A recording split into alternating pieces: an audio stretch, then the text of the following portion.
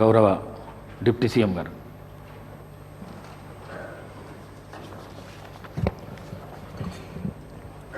అధ్యక్ష,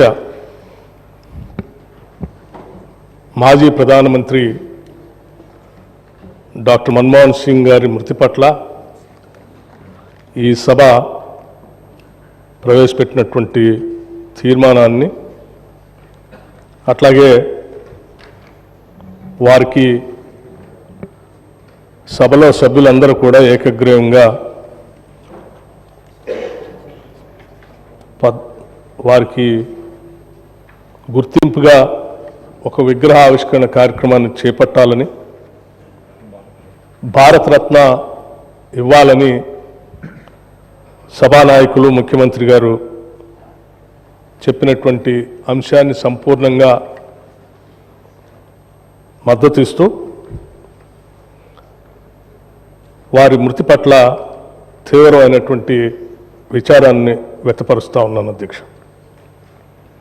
అట్లాగే శోకార్తులైన వారి కుటుంబ సభ్యులకు కూడా నా ప్రగాఢమైనటువంటి సానుభూతిని తెలియజేస్తూ ఉన్నాను అధ్యక్ష. అధ్యక్ష, కొంతమంది ఈ భూమి మీదకి ఎలా వస్తారో అలా మాయం అవుతారు అధ్యక్ష. మరికొందరు తాము నడిచిన నేలంతా మానవతా పరిమళాలు వెదజల్లుతారు. ఇంకొందరు తమ అసాధారణ ప్రతిభతో తాము పుట్టిన దేశానికి వన్నె తెస్తారు.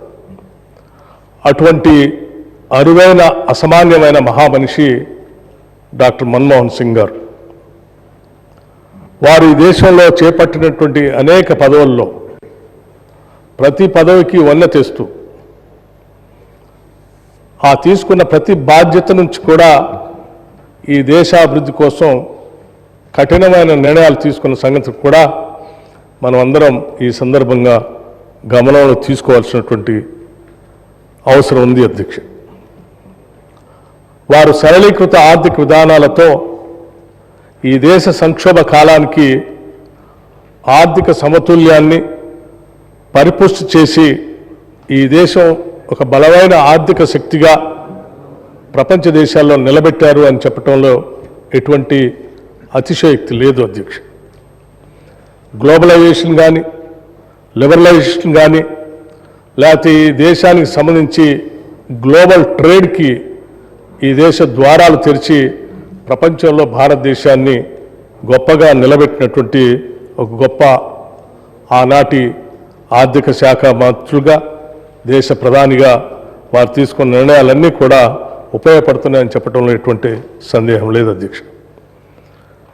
కేవలం ఈ దేశ ఆర్థిక విధానాలకు మాత్రమే సంబంధం కాకుండా ఈ దేశంలో ఉన్నటువంటి అనేక అసమానతల్ని, ఈ దేశంలో ఉన్నటువంటి సామాజిక పరిస్థితులను కూడా పూర్తిగా అవగాహన చేసుకొని వాటన్నిటికి కూడా అపారమైన సేవ చేసి చట్టాల ద్వారా ఈ దేశంలో ప్రజల్ని ధైర్యంగా నిలబెట్టినటువంటి వ్యక్తి కూడా డాక్టర్ మన్మోహన్ సింగ్ గారు అధ్యక్ష.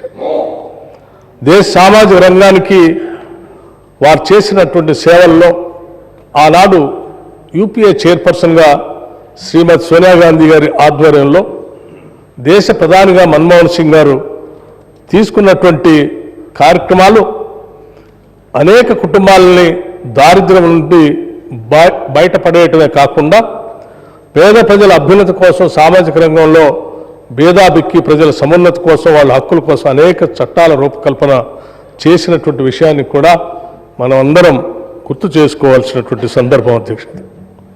అందుకే ఆనాడు ఇప్పుడే సభానాయకులు చెప్పినట్టు వారు ఈ దేశంలో, ఈ దేశ పరిపాలనలో ఒక రకమైనటువంటి సమాచారాన్ని తీసుకోవాలంటే ఏ సామాన్యుడికి కూడా అందుబాటులో లేనటువంటి పరిస్థితుల్లో, ఎవరు ఊహించని రీతిలో సమాచార హక్కును 2005లో తీసుకొని వచ్చి ఒక సామాన్య పౌరుడు కూడా ఈ దేశంలో, భారతదేశంలో జరుగుతున్నటువంటి పాలనాపరమైనటువంటి విశేషాలు సంబంధించిన హక్కుని పొందేటువంటి విధంగా చట్టాన్ని తీసుకొని వచ్చారు అధ్యక్ష.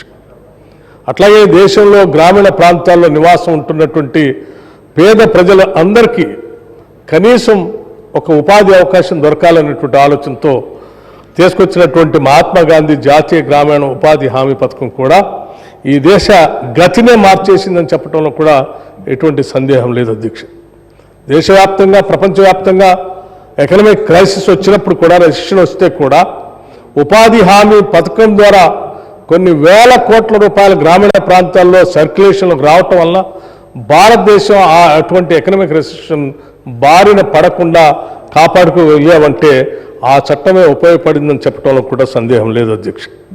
అట్లాగే తరతరాలుగా అటవీ ప్రాంతంలో నివాసం ఉంటూ ఎటువంటి హక్కులు లేకుండా, ఆత్మగౌరవం లేకుండా బతుకుతున్నటువంటి వారందరికీ భూమిపైన హక్కును కల్పించి ఆత్మగౌరవంతో బతకడానికి తీసుకొచ్చినటువంటి అటవీ హక్కుల చట్టం కానీ, లేకపోతే అసంఘటిత కార్మికుల సామాజిక భద్రతా చట్టం 2008లో తీసుకొచ్చినటువంటి చట్టం కూడా ఇది పెద్ద ఎత్తున ఈ దేశంలో ఉన్నటువంటి వికలాంగుల సంక్షేమం కోసం, ఆరోగ్య భద్రత, గర్భిణీ స్త్రీల రక్షణ కొరకు, వృద్ధుల పెన్షన్ కోసం పెద్ద ఎత్తున ఈ చట్టం ఉపయోగపడిందని చెప్పడం మనందరికీ గుర్తు చేసుకోవాల్సిన అవసరం ఉంది అధ్యక్ష.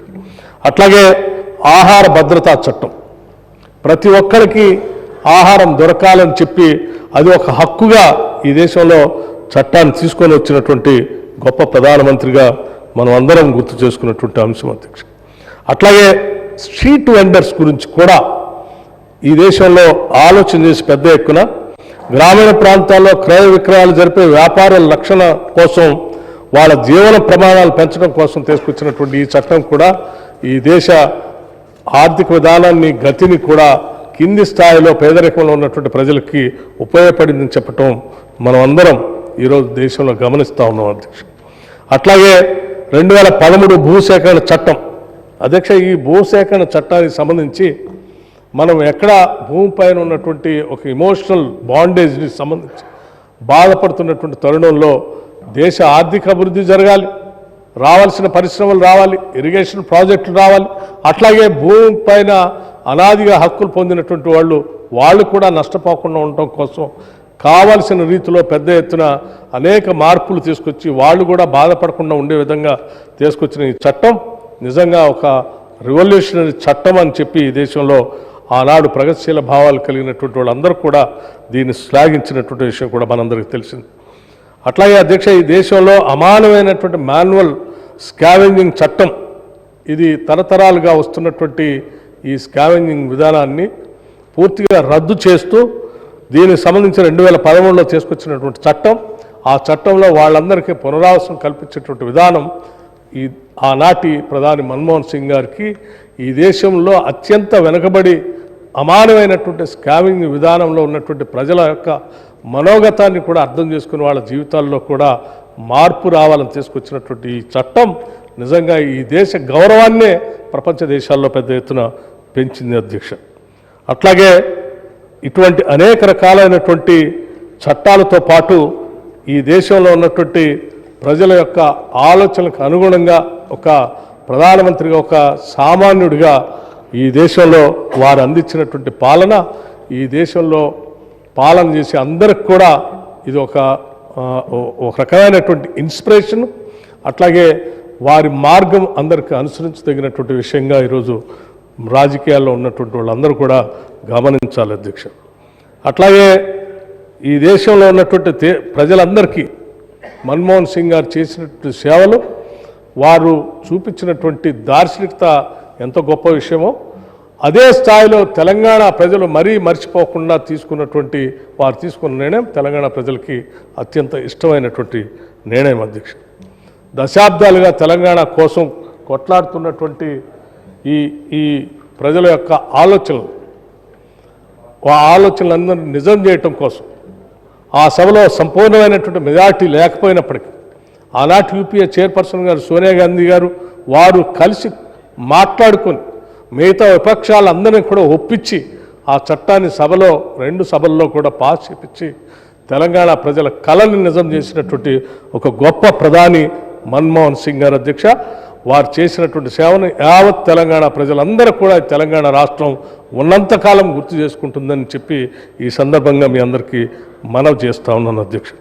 అట్లాగే దేశంలో రైతుల పక్షాన పెద్ద ఎత్తున ఆలోచన చేసి ఈ దేశంలో రైతులు పెట్టుబడి కోసం వారు తీసుకున్నటువంటి రుణాలు భారమై అవి కట్టలేక డెట్ ట్రాప్లో పడుతున్నటువంటి పరిస్థితిని అర్థం చేసుకొని దేశవ్యాప్తంగా మొట్టమొదటిసారి రైతులు తీసుకున్నటువంటి రుణాన్ని మాఫీ చేసినటువంటి మొట్టమొదటి ప్రధాని కూడా డాక్టర్ మన్మోహన్ సింగ్ గారు.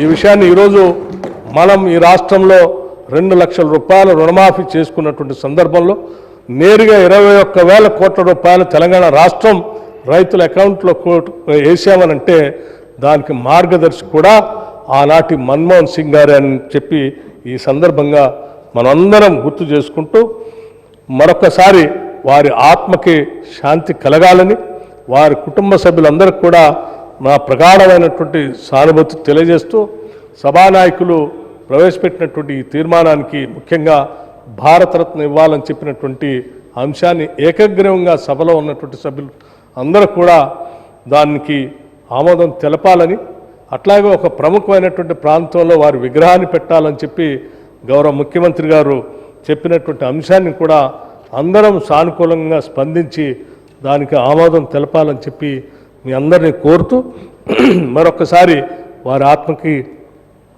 శాంతి కలగాలని, అటువంటి నాయకులు భారతదేశంలో పుట్టినందుకు మనం అందరం గర్విస్తూ ఈ దేశానికి వారు ప్రధానమంత్రిగా చేసి ఈ దేశాన్ని ఆర్థికంగా సామాజికంగా ప్రపంచ దేశాల్లో నిలబెట్టే విధంగా వారు చేసినటువంటి విధానాలన్నీ కూడా మనకు ఆదర్శంగా తీసుకొని ముందుకు పోదామని తెలియజేస్తూ నేను ముగిస్తా ఉన్నాను అధ్యక్ష. ధన్యవాదాలు.